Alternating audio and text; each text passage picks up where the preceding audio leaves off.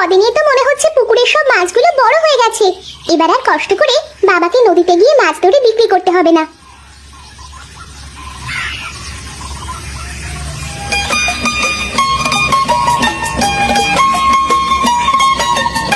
বাবা, ও বাবা, ওঠো। বেলা কত হলো সে খেয়াল কি তোমার আছে শুনি? বাবা, ও বাবা, ওঠো। আর একটু ঘুমোতে দে না রে মা। আর কত ঘুমাবে বলো তো? বেলা তো হলো অনেক, এবার উঠে পড়ো। আজ কদিন কেন জানি না এত ঘুম হচ্ছে, মনে হচ্ছে সারাদিন শুধু শুয়ে শুয়ে ঘুমাই বিছানায়। এখন থেকে যত খুশি ঘুমানোর ঘুমাবা, তোমাকে আর কেউ কিছু বলবে না। কেন রে মা, কাজ না করলে কি আমাদের চলবে নাকি? বাবা, আমাদের পুকুরের মাছগুলো বেশ বড় হয়ে গেছে দেখলাম। এখন থেকে আর তোমাকে কষ্ট করে নদীতে মাছ ধরতে হবে না। কি যে বলিস রে মা, পুকুরের এই কটা মাছ দুদিন বিক্রি করলেই তো ফুরিয়ে যাবে, আর বাকি সময় কি করব? কি জানি, আচ্ছা সে পরে দেখা যাবে। তুমি চোখে মুখে জল দিয়ে এসো তো, আমি তোমার জন্য জল খাবার রেডি করছি।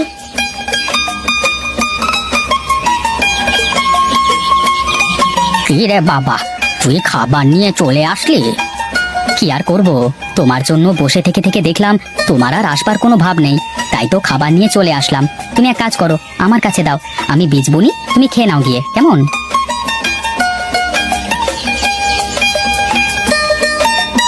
বাহ, এবার বুঝি জমিটা চাষটা বেশ সুন্দর করে দিয়েছে, মনে হচ্ছে এবার বেশ ভালোই ফসল হবে।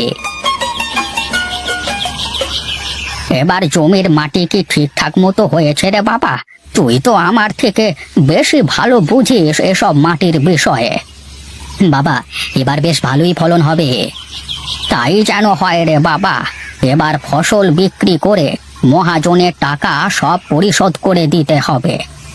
এই বেটা মহাজন গাঁয়ের অসহায় মানুষের উপরে যেভাবে অত্যাচার করে, তাতে করে কবে যে বেচারা বিপদে পড়বে কে জানে। ওসব লোকের কিছু হয় না রে বাবা, যত সমস্যা তো আমাদের মতো গরিবের। ওসব নিয়ে আমাদের কথা বলে লাভ নেই। চল এখন একটু কাজ করি দুই বাপ বেটায়। না বাবা, এই রোদের মধ্যে তোমাকে কাজ করতে হবে না, চলো এখন বাড়িতে যাই, ও বেলায় এসে দেখা যাবে। তুই দেখিস মা, একদিন তোকে এক রাজকুমারের সাথে বিয়ে দেব, সে তোকে অনেক সুখে রাখবে। আমার তো কোনো রাজকুমার লাগবে না বাবা, একজন ভালো মানুষ হলেই হবে।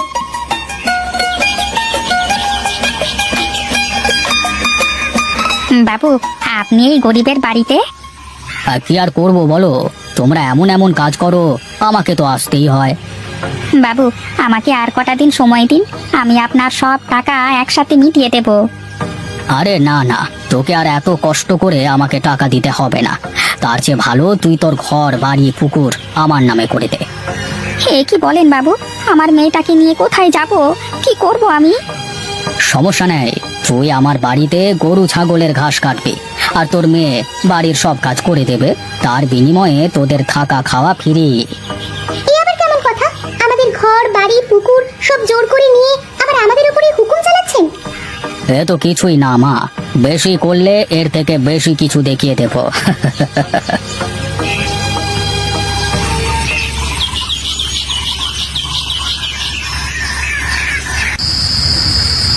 আমি ভাবছি এবার মহাজনের টাকাটা পরিশোধ হয়ে গেলে আর তার থেকে একটা টাকাও ধার নেব না আমরা।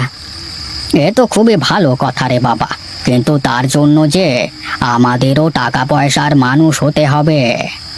তুমি কোনো চিন্তা করো না বাবা, আমি তো সব মাটির গুণাগুণ জানি, কোন মাটিতে কোন ফসল ভালো হবে এ কথা আমার থেকে ভালো আর কে জানবে বলো? বেশ, তাহলে তো ভালোই হবে, কিন্তু মনে রাখিস এসব কথা যেন মহাজনের কানে না যায়। আমার বিরুদ্ধে ষড়যন্ত্র? দাঁড়াও, এর ফল কত ভয়ানক হতে পারে তা আমি তোমাকে দেখাচ্ছি বাছা, সবুর করো শুধু।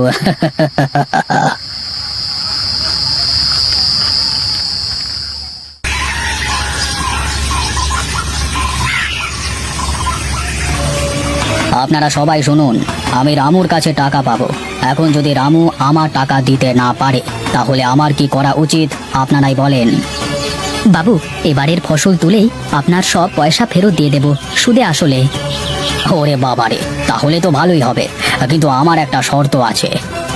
বেশ তো, বলুন দেখি কি শর্ত আপনার? তোমাকে 1 বছরের জন্য গ্রাম ছেড়ে যেতে হবে। এর মধ্যে যদি তোমার বাবা চাষ করে আমার টাকা পরিশোধ করে দিতে পারে তাহলে আমার কোনো কথা নেই। এটা আবার কেমন কথা? তা কিভাবে সম্ভব? তা যদি সম্ভব না হয় তাহলে এক্ষুনি আমাকে সব পাওনা টাকা ফেরত দিয়ে দিতে হবে। বাবা, প্রতাপবাবু হয়তো আমার বিষয়ে জেনে গেছে, তাই এমন করে বলছে। তুমি কোনো চিন্তা করো না, 1 বছর পরে এসেই আমি সবকিছু ঠিকঠাক করে নেব। দেখ বাবা, তুই যা ভালো বুঝিস কর।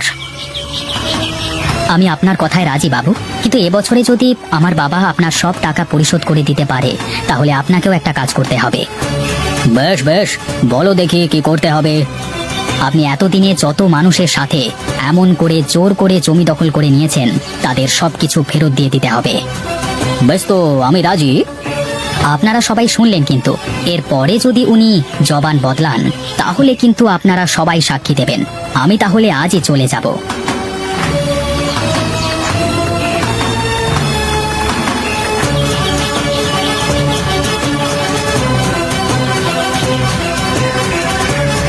এ কি, এই গহীন বনে মানুষের কান্না? নিশ্চয়ই কেউ বিপদে পড়েছে। দেখি তো একটু গিয়ে।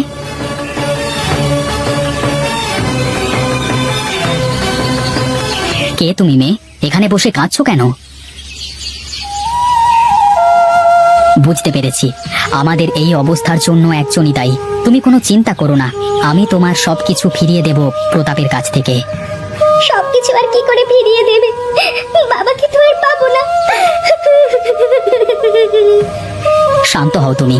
তোমার বাবাকে হয়তো তোমার কাছে ফিরিয়ে দিতে পারবো না, কিন্তু আর যাতে কোনো মেয়ে তোমার মতো বাবাকে না হারায় তার ব্যবস্থা করে দিতে পারবো। ঠিক আছে, কিন্তু আমি তোমাকে কিভাবে সাহায্য করতে পারি? তুমি তো বললে যে তোমার বাবা জেলে ছিল, তাহলে তো তুমি জাল বুনতে পারো বোধহয়। হ্যাঁ, আমি জাল বুনতে পারি, রান্না বান্না করতে পারি। বেশ, তো তুমি আমাকে রান্না বান্না করে খাওয়াবে আর জাল বুনে দেবে।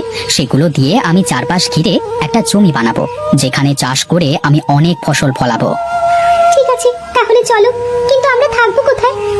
একটু সামনে আগালেই একটা পুরনো ভাঙা বাড়ি পাওয়া যাবে, আমরা ওখানেই থেকে যেতে পারবো।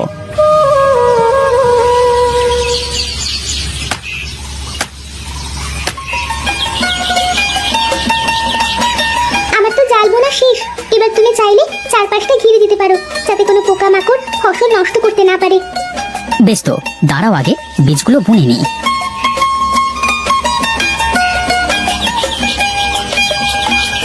চলো, এখনকার মতো কাজ শেষ। আমার খুব খিদে পেয়েছে, কিছু খেতে দাও। খাবার তো কিছুই নেই, তবে চিন্তা নেই। চলো, আমি নদী থেকে মাছ ধরে তোমাকে মাছ ভাজি করে খাওয়াবো। আমি কিন্তু মাছ ধরতে পারি না, আগেই বলে দিলাম। আরে হ্যাঁ, তোমাকে কিছুই করতে হবে না। চলো তুমি আমার সাথে।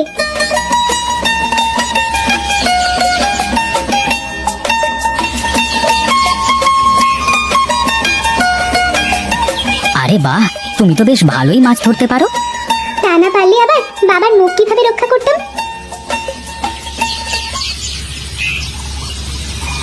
দেখো রাধা, পরিশ্রম কখনো বৃথা যায় না। এবার আর প্রতাপ আমাদের সাথে কিছুই করতে পারবে না। মহাজনের জন্য গায়ে কত মানুষ গ্রাম ছেড়েছে, জীবন দিয়েছে। এবার থেকে আর মহাজনকে সে সুযোগ আমরা দেব না। আমরা এসব ফসল নিয়ে গ্রামে ফিরে যাব আর মহাজনের সব দেনা মিটিয়ে আমাদের সবকিছু ফিরিয়ে নেব। ঠিক আছে, তাহলে এখন চলো, ফসলগুলো কাটার তো ব্যবস্থা করতে হবে। এই নেন বাবু, আপনার সব ফসল। দেখেন সব ঠিকঠাক আছে কিনা।